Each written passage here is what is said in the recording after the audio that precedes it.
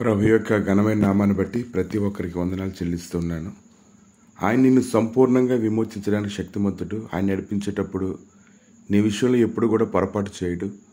ఆయన నిన్ను నడిపిస్తూ ఉన్నప్పుడు ఆయన మార్గముల విషయమై నువ్వు సందేహించవలసిన అవసరం లేదు. నిర్గమకాండము 19:3 నుంచి కొన్ని వచనాలు చూసినప్పుడు, మోషే దేవుని యొద్దకు ఎక్కిపోవగా యెహోవా పర్వతము నుండి అతన్ని పిలిచి, నీవు యాకోబు కుటుంబీకులతో ముచ్చటించి ఇశ్రాయేలులకు తెలుపవలసినదేమనగా, నేను ఐగుప్తీయులకు ఏం చేసినో మిమ్మును గద్దె రెక్కల మీద మోసి నా యొద్దకు మిమ్మును ఎట్లు చేర్చుకుంటునో మీరు చూచితిరి.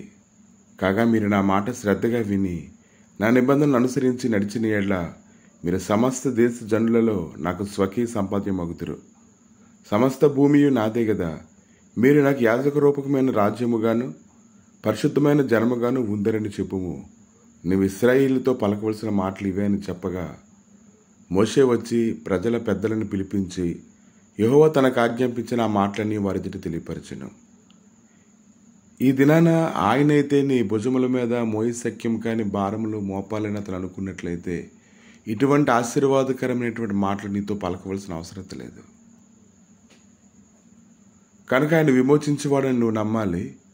మోయశక్యం కాని భారాలు నీ మీద మోపడానికి ఆయన రాలేదు, కానీ నీ భుజాల మీద ఉండేటువంటి భారాలు లోయల్లోకి దొర్లిపోనట్లుగా చేయడానికే ఆయన వచ్చాడని నువ్వు గ్రహించుకోగలగాలి. 8వ వచనంలో, అందుకు ప్రజలందరూ యెహోవా చెప్పినదంతయు చేసేదమని ఏకంగా ఉత్తరమిచ్చిరి.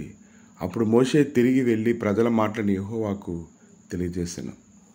యెహోవా మోషేతో, ఇదిగో నేను నీతో మాట్లాడినప్పుడు ప్రజలు వీరు నిరంతరం నీ యందు నమ్మిక ఉంచినట్లు నేను కారు మబ్బులను నీ యొద్దకు వచ్చేది నేను చెప్పాను. మోషే ప్రజల మాటలను యెహోవాతో చెప్పగా, యెహోవా మోషేతో, నీవు ప్రజల యొద్దకు వెళ్ళి నేడును రేపును వారిని పరిశుద్ధపరచుము. వారు తమ బట్టలు ఉతుక్కొని 3వ దినము నాటికి సిద్ధముగా నుండవలను. 3వ నాడు యెహోవా ప్రజలందరి కనుల ఎదుట సినాయి పర్వతం మీదకి దిగి వచ్చెను. ఈ యొక్క లేఖనాలన్నింటినీ కూడా మాట్లాడుతుండగా మోషేతో ప్రభు మాట్లాడుతూ ఉన్నారు. ఆయన మాట్లాడిన మాటలన్నింటినీ కూడా ప్రజలకు మోషే తెలియపరుస్తూ ఉన్నాడు. కానీ ప్రజలైతే ఇంకా సంపూర్ణమైనటువంటి విశ్వాసంలో నడిపించబడాలని ఆయన ఎంతగానో కోరుకుంటూ ఉన్నారు.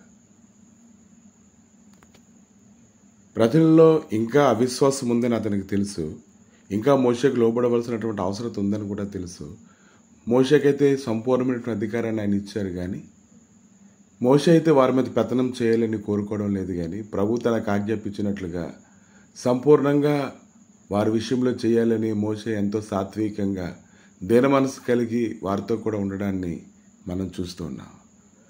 కనుక ఈ దినాన ప్రభు అయితే మోయశక్యం కాని భారాలు నీ మీద పెట్టాలని కోరుకోవడం లేదు. కానీ అనేక మంది బోధకులు ఈ భూమి మీద బయలుదేరి వెళ్తూ ఉన్నప్పుడు వారు తమ సొంత ఉద్దేశం నిమిత్తము, మీ వల్ల లాభం సంపాదించుకునే నిమిత్తము మీ భుజాల మీద భారాన్ని మోపుతూ ఉన్నారు. ఎందుకంటే మీ భుజాల మీద భారం మోపినంతకాలం మీరు వారికి దాసులుగా ఉంటారు. కాబట్టి ఎక్కువ మంది అలా చేస్తూనే ఉన్నారు. మత్తయి సువార్త 23:1 నుంచి కొన్ని వచనాలు చూసినప్పుడు, అప్పుడు యేసు జనసమూహములతో తన శిష్యులతో ఇట్లనెను, శాస్త్రులను పరిసయ్యులను మోషే పీఠ ముందు కూర్చుండువారు కనుక వారు మీతో చెప్పు వాటన్నిటినీ అనుసరించి గైకొనిడి. అయినను వారి క్రియలు చొప్పున చేయకుడి. వారి చెప్పుదురే గాని చేయరు. మోయశక్యం కాని భారమైన బరువులు కట్టి మనుషుల భుజముల మీద వారు మోపుదురే గాని అలా పెట్టుతూ తమ వేలుతోనైనా వాటిని కదిలింపనొల్లరు. మనుషుల కనబడి నిమిత్తము తమ పనులన్నీ చేయుదురు.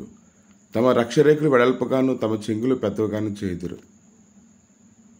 ఇంకా విందులలో అగ్రస్థానములను, సమాజ మందిరముల అగ్రపీఠములను, సంత వీధుల్లో వందనములను, మనుషుల చేత బోధకులని పిలువబడుట కోరుదురు. ఇంకా అనేక సంగతులు ప్రభు మాట్లాడుతూ ఉన్నారు. ఇటువంటి వారిని బట్టి దేవుడి యొక్క నామం దూషింపబడుతూ ఉంది. ఇంకా వారిని అనుసరించేటువంటి ప్రజలు ఇంకా లోతుకి వెళ్ళిపోతూ ఉన్నారు. కనుక ఈ ఉదయకాలాన్ని నువ్వు గ్రహించుకోగలగాలి. నీ భుజాల మీద ఉండేటువంటి భారం సంపూర్ణంగా తొలగిపోవడానికే ప్రభు నీతో మాట్లాడుతూ ఉన్నారు. కనుక ఆయన ప్రత్యక్షత నువ్వు ఎరిగితే, ఆయన మార్గములలో నువ్వు పరుగులెడితే, ఆయన నడిపించేటువంటి నడిపింపుని గ్రహించుకొని నువ్వు చాలా సంతోషిస్తావు. నీ భుజాల మీద ఉండేటువంటి భారాలన్నీ కూడా అవి కిందకి దొర్లిపోతాయని ఇది నన్ను తెలుసుకోగలగాలి. ప్రభువా, మీ దయగలిగిన నష్టాలకు అప్పగించుకుంటుండగా నిజమైన బోధ కింద ఉండినట్లుగా, నిజమైన నడిపింపు కింద ఉండినట్లుగా నిజముగా తండ్రి నీ సన్నిధిని సమీపించినప్పుడు ఎంత ప్రసన్నత అనుభవిస్తారో అది వారు ప్రత్యక్షతలోనికైనా మీరు తీసుకుని వచ్చి బలపరచండి తండ్రి. అన్ని విషయంలోనైనా జ్ఞానం దయచేసి నీ మహిమ సన్నిధిని నింపి నడిపించి బలపరచమని, కృపచూపమని, మీరే మహిమ గంట ప్రభావాలు పొందమని యేసుక్రీస్తు నామములో అడిగి వేడుకుంటున్నాము తండ్రి. ఆమేన్.